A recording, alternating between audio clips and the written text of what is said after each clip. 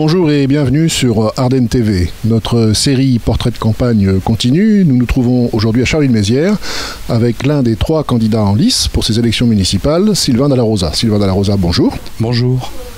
Communistes et socialistes ont toujours été rassemblés pour les municipales ici à Charleville-Mézières, mais c'est la première fois que c'est un communiste qui conduit la liste. Est-ce que vous considérez ça comme une victoire personnelle ? Alors, c'est effectivement historique. Depuis la fusion en 1966, les listes de rassemblement des forces de gauche étaient toujours pilotées et dirigées par un socialiste. Là, les événements ont fait que je suis élu depuis un certain nombre d'années, donc j'ai de l'expérience de la vie, de la gestion municipale, et cette expérience a prévalu sur le reste, et donc mes colistiers ont accepté que je sois tête de liste. Et quand je dis mes colistiers, c'est y compris les partis politiques de gauche, je pense au Parti Socialiste, à Génération, le mouvement de Benoît Hamon, ont accepté que je sois tête de liste. Alors, les écologistes, eux, ont choisi de faire leur propre liste, et ils vous reprochent de ne leur avoir offert que des strapontins. Qu'est-ce que vous leur répondez ? Ah, je réponds que je suis très... Alors, écoutez, depuis le début, quand on commence à parler des municipales au niveau des partis politiques, nous, ça remonte au début de l'année 2019. On a fait une réunion ici, dans ces locaux, de l'ensemble des formations représentées sur Charleville-Mézières, l'ensemble des formations de gauche, et à laquelle nous avons invité, évidemment, Europe Écologie Les Verts, qui n'est venu qu'à la 4e réunion, pour nous indiquer que ça ne l'intéressait pas, la démarche qu'on produisait ne l'intéressait pas, et qu'à partir de là, il se retirait de la course. 15 jours après, dans la presse locale, on a remarqué, on a vu qu'il y avait une velléité pour Europe Écologie Les Verts de présenter une liste.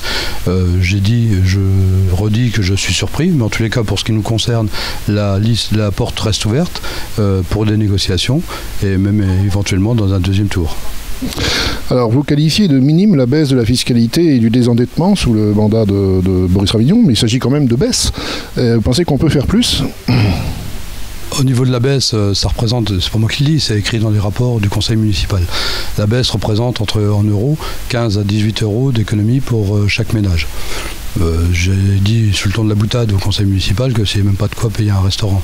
Donc à partir de là, effectivement, la baisse de la fiscalité est quelque chose d'intéressant, mais il ne faut pas non plus que ça vienne pénaliser la gestion municipale. Or, je pense que ne pas avoir augmenté les impôts pendant 6 ans que la droite dirige la ville de Charleville, pour un résultat financier aussi minime pour l'ensemble des ménages, je pense qu'on aurait pu geler la fiscalité et non pas la baisser. Quand vous dites que le maire de Charleville-Mézières ne doit pas être le président d'Ardennes Métropole, Boris Ravignon y voit un arrangement politique et une promesse faite au PS. Si vous étiez élu, la présidence d'Ardennes Métropole irait à qui ? Alors, c'est pas une mesure politicienne, ni pour embêter qui que ce soit, ni qui découle d'un accord politique. C'est tout simplement parce que Charleville-Mézières est une ville de 47 000 habitants. L'agglomération Ardennes Métropole est une agglomération de 130 000 habitants. Les 2 entités, les 2 collectivités locales et territoriales nécessitent à elles seules une présence pleine et entière du maire ou du président de l'agglo. Je ne comprends pas qu'il y ait une boulimie de cumul des mandats comme celle-là, parce qu'en fait, il y a quelque chose qui pâtit, c'est ou Ardennes Métropole qui en pâtit, ou la mairie de Charleville qui en pâtit. Dans votre programme, vous militez pour la gratuité des transports en commun et la gratuité du parking Bourbon.